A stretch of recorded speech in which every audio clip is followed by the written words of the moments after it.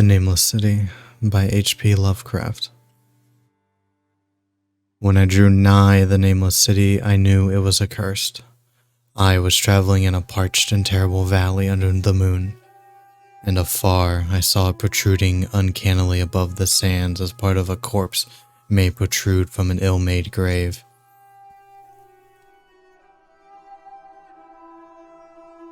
Fear spoke from the age-worn stones of this hoary survivor of the deluge, this great-grandmother of the eldest pyramid, and a viewless aura repelled me and bade me retreat from antique and sinister secrets that no man should see, and no man else had ever dared to see. Remote in the desert of Araby lies the Nameless City, crumbling and inarticulate, its low walls nearly hidden by the sands of uncounted ages. It must have been thus before the first stones of Memphis were laid, while the bricks of Babylon were yet unbaked. There is no legend so old as to give it a name, or to recall that it was ever alive, but it is told of in whispers around campfires and muttered about by grandams in the tents of sheiks, so that all the tribes shun it without wholly knowing why. It was of this place that Abdul al-Zarid, the mad poet, dreamed on the night before he sang his unexplainable couplet. Couplet? That is not dead which can eternal lie, and with strange eons even death may die. I should have known that the Arabs had good reason for shunning the Nameless City. The city told of in strange tales was seen by no living man. Yet I defied them and went into the untrodden waste with my camel. I alone have seen it, and that is why no other face bears such hideous lines of fear as mine. Why no other man shivers so horribly when the night wind rattles the windows. When I came upon it in the ghastly stillness of unending sleep, it looked at me, chilly from the rays of a cold moon amidst the desert's heat. And as I returned its look, I forgot my triumph at finding it, and stopped still with my camel to wait for the dawn. For hours I waited, till the east grew gray and the stars faded, and the gray turned a roseate light edged with gold. I heard a moaning and saw a storm of sand stirring among the antique stones, though the sky was clear and the vast reaches of the desert still. Then suddenly, above the desert's far rim, came from the blazing edge of the sun, seen through the tiny sandstorm which was passing away, and in my fevered state I fancied that from some remote depth there came a crash of musical metal to hail the fiery disk as Memnon hails it from the banks of the Nile. My ears rang and my imagination seethed as I led my camel slowly across the sand to that unvocal stone place. That place too old for Egypt and memory to remember. That place which I alone of living men had seen. In and out amongst the shapeless foundations of houses and palaces I wandered, finding never a carving or inscription to tell of those men, if men they were, who built the city and dwelt therein so long ago. The antiquity of the spot was unwholesome, and I longed to encounter some sign or device to prove that the city was indeed fashioned by mankind. There were certain proportions and dimensions in the ruins which I did not like. I had with me many tools, and dug much within the walls of the obliterated edifices. But progress was slow, and nothing significant was revealed. When night and the moon returned, I felt a chill wind which brought new fear, so that I did not dare to remain in the city. As I went outside the antique walls to sleep, a small sighing sandstorm gathered behind me, blowing over the gray stones though the moon was bright and most of the desert still. I awaked just at dawn from a pageant of horrible dreams, my ears ringing as from some metallic peal. I saw the sun peering redly through the last gusts of the little sandstorm that hovered over the Nameless City, and marked the quietness of the rest of the landscape. Once more I ventured within those brooding ruins that swelled beneath the sand like an ogre under a coverlet, and again dug vainly for relics of the forgotten race. At noon I rested, and in the afternoon I spent much time tracing the walls and the bygone streets and the outlines of the nearly vanished buildings. I saw that the city had been mighty indeed, and wondered at the source of its greatness. To myself, I pictured all the splendors of an age so distant that Chaldea could not recall it, and thought of Sarnath, the doomed, that stood in the land of Minar when mankind was young, and of Ib, that was the carven of grey stone before mankind existed. All at once I came upon a place where the bedrock rose stark through the sand and formed a low cliff. And here I saw with joy what seemed to promise further traces of the antediluvian people. Antediluvian people. Hewn rudely on the face of the cliff were the unmistakable facades of several small, squat rock houses or temples, whose interiors might preserve many secrets of ages too remote for calculation, though sandstorms had long since effaced any carvings which may have been outside. Very low and sand-choked were all of the dark apertures near me, but I cleared one with my spade and crawled through it, carrying a torch to reveal whatever mysteries it might hold. When I was inside, I saw that the cavern was indeed a temple, and beheld plain signs of the race that had lived and worshipped before the desert was a desert. Primitive altars, pillars, and niches, all curiously low, were not absent, and though I saw no sculptures nor frescoes, there were many singular stones, clearly shaped into symbols by artificial means. The lowness of the chiseled chamber was very strange, for I could hardly more than kneel upright, but the area was so great that my torch shewed only one part at a time. I shuddered oddly in some of the far corners, where certain altars and stones suggested forgotten rites of terrible, revolting, and inexplicable nature, and made me wonder what manner of men could have made and frequented such a temple. When I had seen all that the place contained, I crawled out again, avid to find what other temples might yield. Night had now approached, yet the tangible things I had seen made curiosity stronger than fear, so that I did not flee from the long moon-cast shadows that daunted me when first I saw the Nameless City. In the twilight, I cleared another aperture and with a new torch crawled into it, finding more vague stones and symbols, though nothing more definite than the other temple had contained.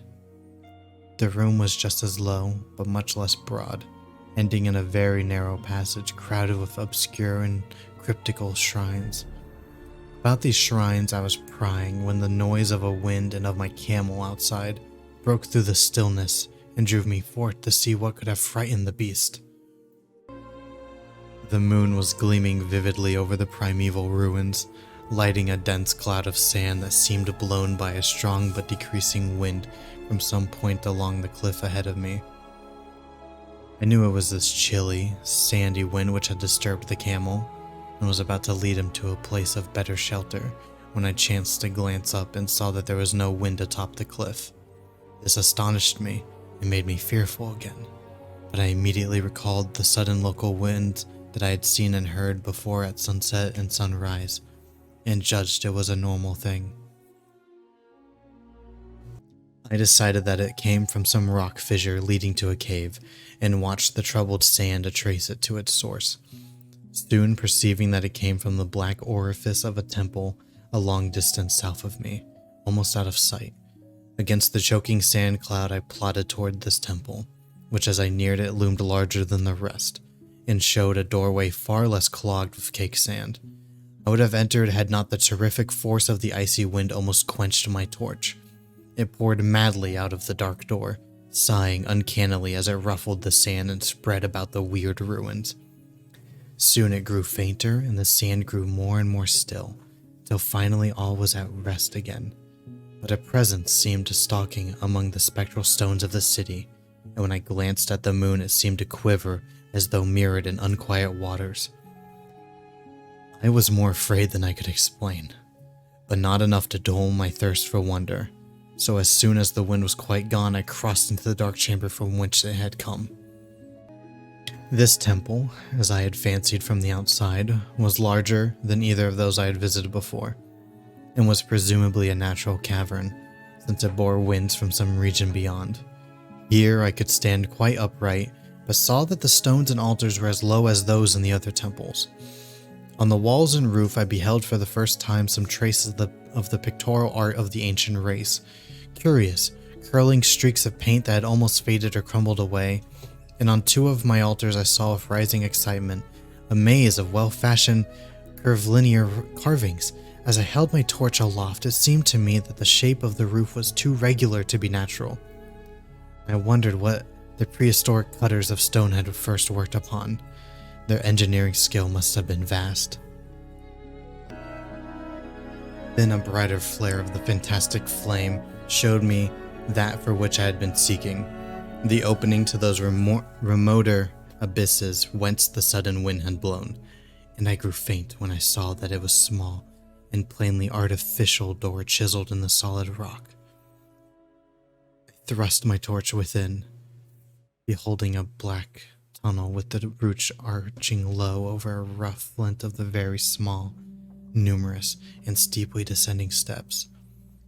I shall always see these steps in my dreams, for I came to learn what they meant.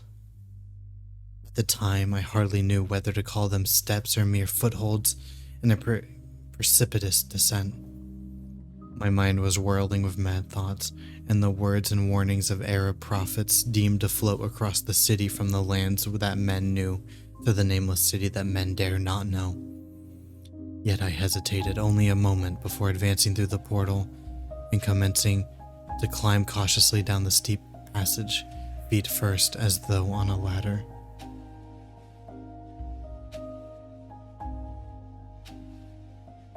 It is only in the terrible phantasms of drugs or delirium that any other man can have had such a descent as mine. The narrow passage led infinitely down like some hideous haunted well, and the torch I held above my head could not light the unknown depths toward which I was crawling. I lost track of the hours and forgot to consult my watch, though I was frightened when I thought of the distance I must be traversing. There were changes of direction and of steepness, and once I came to a long, low, level passage where I had to wriggle feet first along the rocky floor, holding my torch at arm's length beyond my head. The place was not high enough for kneeling. After that were more of these steep steps, and I was still scrambling down interminably when my failing torch died out.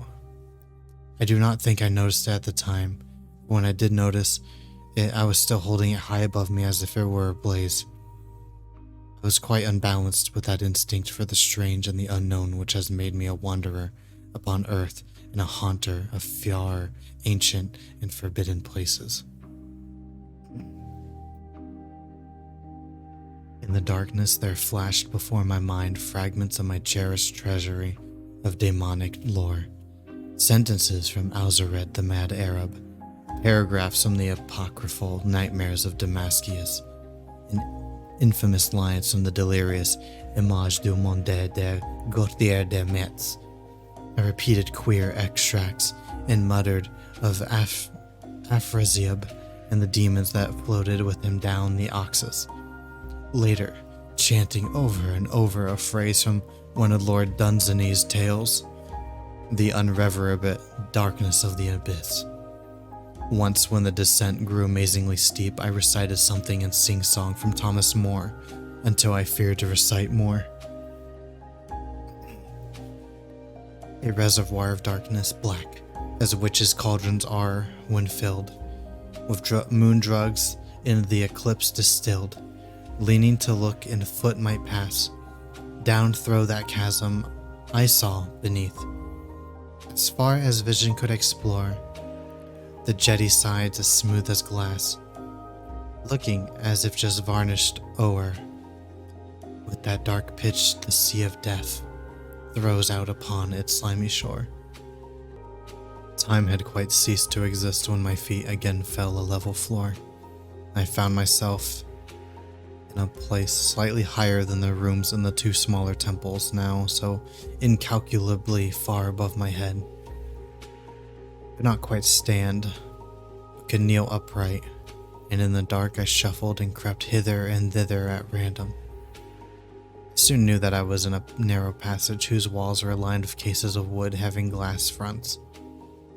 As in that Paleozoic and abysmal place I felt such things as polished wood and glass, I shuddered at the possible implications. The cases were apparently ranged along each side of the passage at regular intervals, and were oblong and horizontal, hideously like coffins in shape and size. When I tried to move 2 or 3 for further examination, I found that they were firmly fashioned. I saw that the passage was a long one, so floundered ahead rapidly in a creeping run that would have seemed horrible had any eye watched me in the darkness, crossing from side to side occasionally to feel of my surroundings and be sure that the walls and rows of cases still stretched on. Man is so used to thinking visually that I almost forgot the darkness and pictured the endless corridor of wood and glass and its low-studded monotony as though I saw it. And then, in a moment of indescribable emotion, I did see it. Just when my fancy merged into real sight, I cannot tell, but there came a gradual glow ahead, and all at once I knew that I saw the dim outlines of the corridor and the cases, revealed by some unknown subterranean phosphorescence. For a little while all was exactly as I had imagined it, since the glow was very faint. But as I mechanically kept on stumbling ahead into the stronger light, I realized that my fancy had been but feeble. This hall was no relic of crudity like the temples of the city above, but a monument of the most magnificent and exotic art. Rich, vivid, and daringly fantastic designs and pictures formed a continuous scheme of mural painting, whose lines and colors were beyond description. The cases were of a strange golden wood, with fonts of exquisite glass, and contained the mummified forms of creatures outreaching in grotesqueness the most chaotic dreams of man.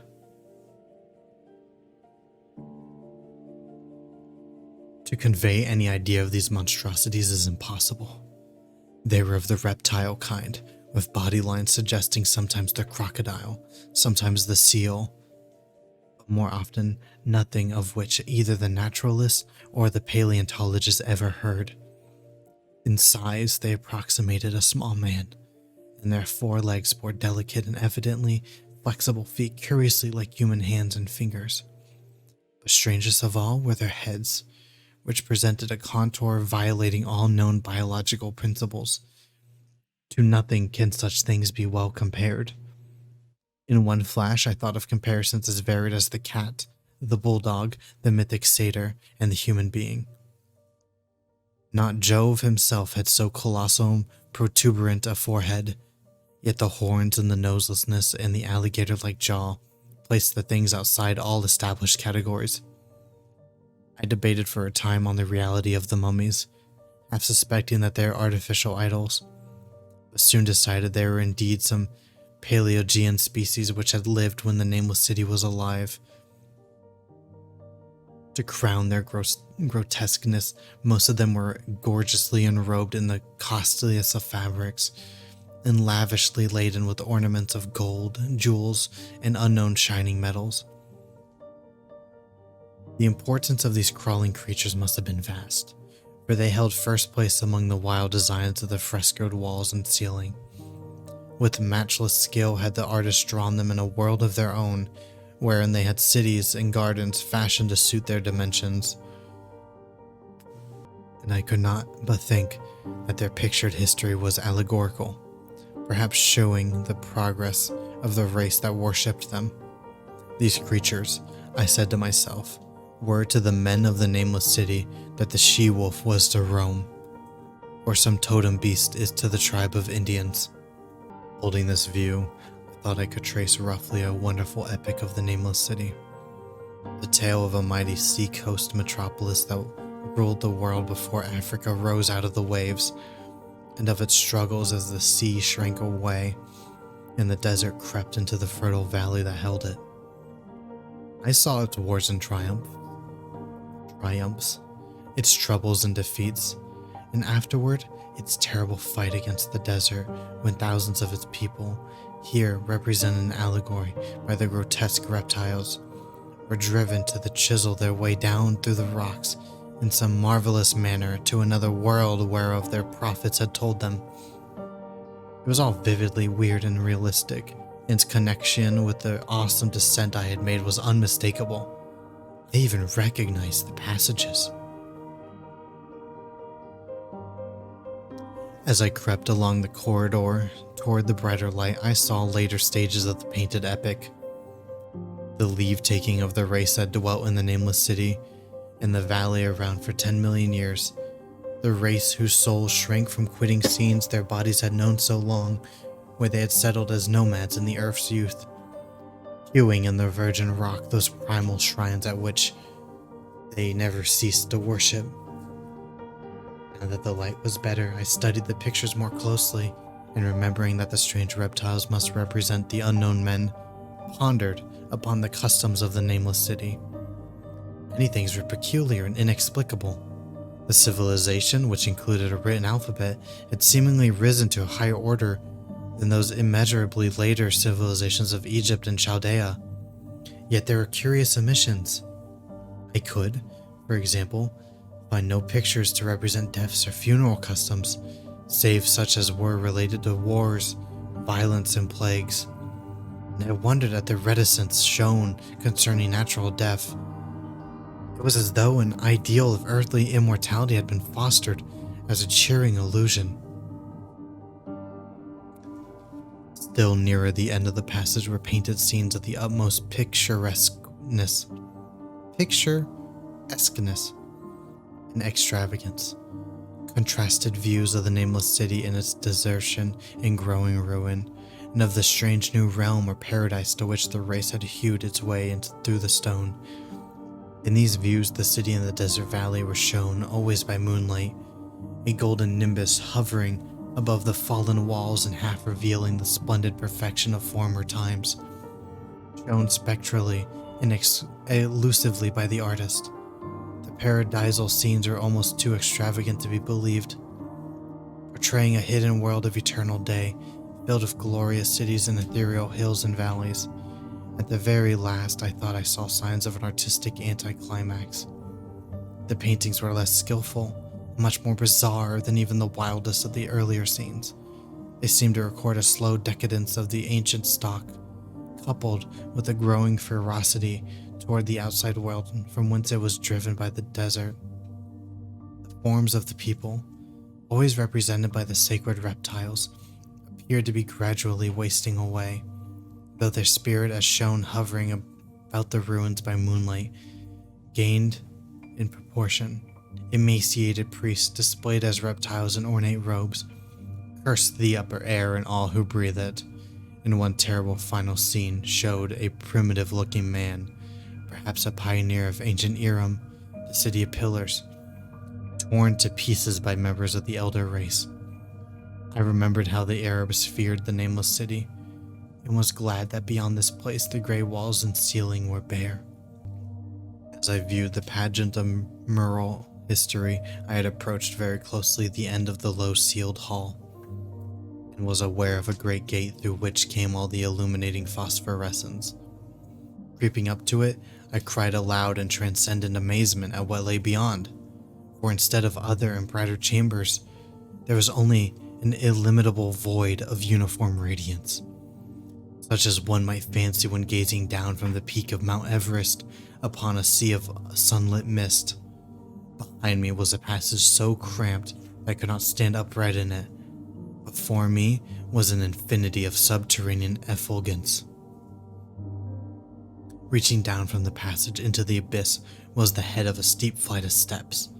Small, numerous steps like those of the black passages I have traversed, but after a few feet, the glowing vapors concealed everything. Swung back open against the left-hand wall of the passage was a massive door of brass, incredibly thick and decorated with fantastic bas-reliefs, which could, if closed, shut the whole inner world of light away from the vaults and passages of rock. I looked at the steps, and for the nonce dared not try them. I touched the open brass door and could not move it. Then I sank prone to the stone floor, my mind aflame with prodigious reflections which not even a death like exhaustion could banish. As I lay still with closed eyes, free to ponder, many things I had lightly noted in the frescoes came back to me with new and terrible significance.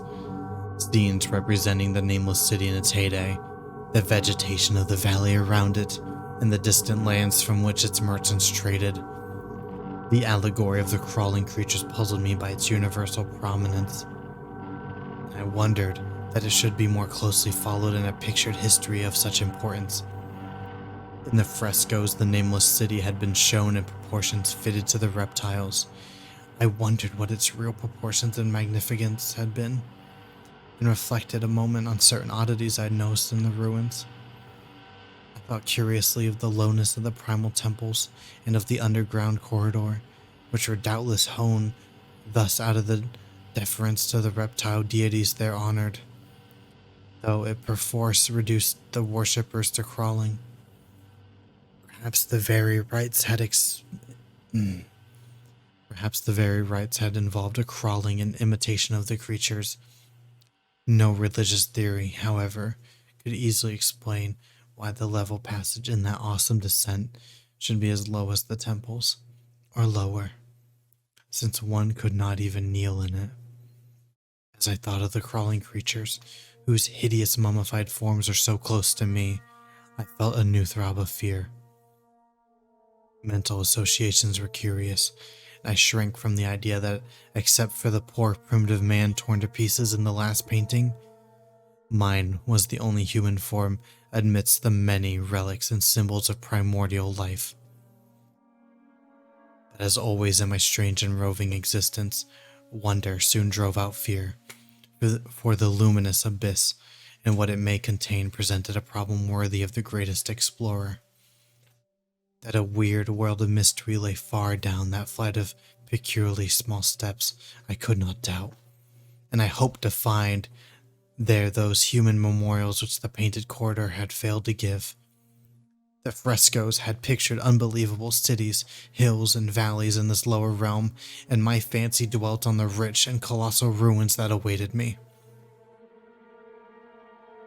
My fears, indeed, concerned the past rather than the future.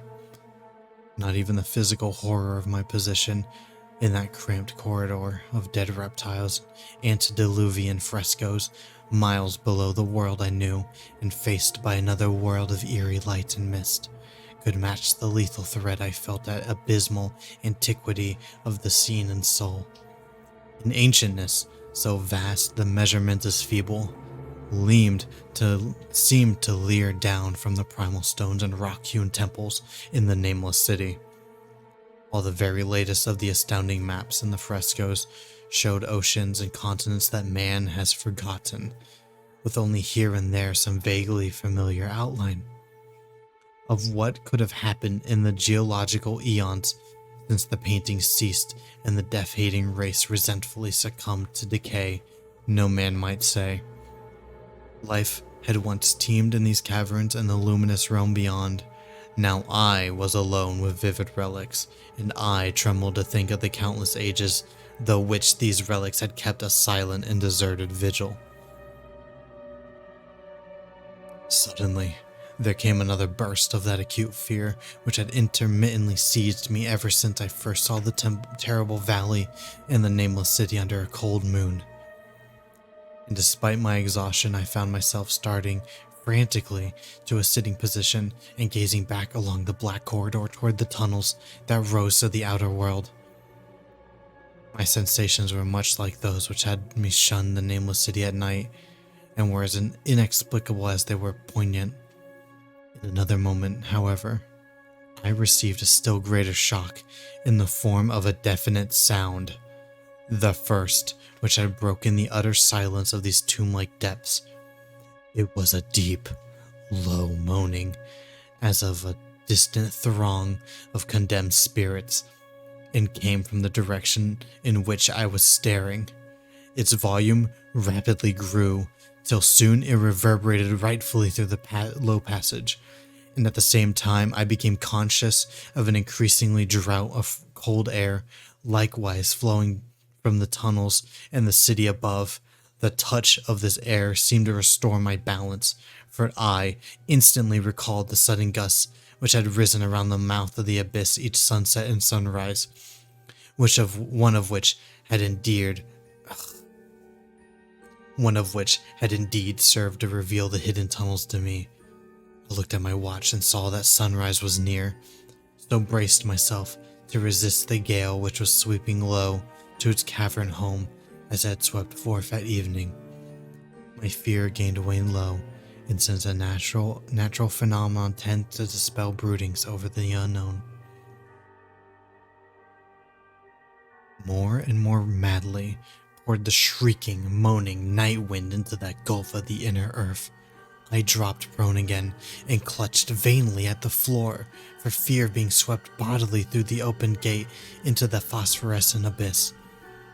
Such fury I had not expected, and as I grew aware of an actual slipping of my form toward the abyss, I was beset by 1,000 new terrors of apprehension and imagination.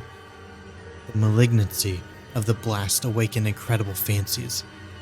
Once more I compared myself shudderingly to the only other human image in that frightful corridor. A man who was torn to pieces by the nameless race. For in the fiendless crawling of the swirling currents, there seemed to abide a vindictive rage all the stronger because it was largely impotent. I think I screamed frantically near the last. I was almost mad. But if I did so, my cries were lost in the hell-born babble of the howling wind wraiths. I tried to crawl against the murderous invisible torrent, but I could not even hold my own as I was pushed slowly and inexorably toward the unknown world. Finally, reason must have been wholly snapped, for I fell to babbling over and over that unexplainable couplet of the mad Arab Alzared, who dreamed of the Nameless City. That is not dead which can eternal lie, and that with strange eons even death may die. Only the grim brooding desert gods know what really took place.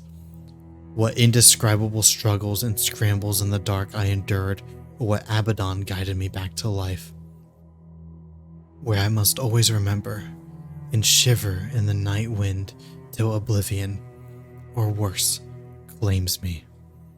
Monstrous, unnatural, colossal was the thing, too far beyond all the ideas of man to be believed except in the silent, damnable small hours when one cannot sleep. I have said that the fury of the rushing blast was infernal, demoniacal, and that its voices were hideous with the pent-up viciousness of desolate eternities. Presently those voices, while still chaotic before me, seemed to my beating brain to take articulate form behind me. And down there in the grave of unnumbered eon-dead antiquities, leagues below the dawnlit world of men, I heard the ghastly cursing and snarling of strange-tongued fiends. Turning, I saw outlined against the luminous aether of the abyss what could not be seen against the dusk of the corridor. A nightmare horde of rushing devils, hate-distorted, grotesquely panoplied, half-transparent, devils of a race no man might mistake, the crawling reptiles of the Nameless City. And as the wind died away, I was plunged into the ghoul-peopled blackness of the earth's bowels. For behind the last of the creatures, the great brazen door clanged shut with a deafening peal of metallic music whose reverberations swelled out to the distant world to hail the rising sun as Memnon hails it from the banks of the Nile.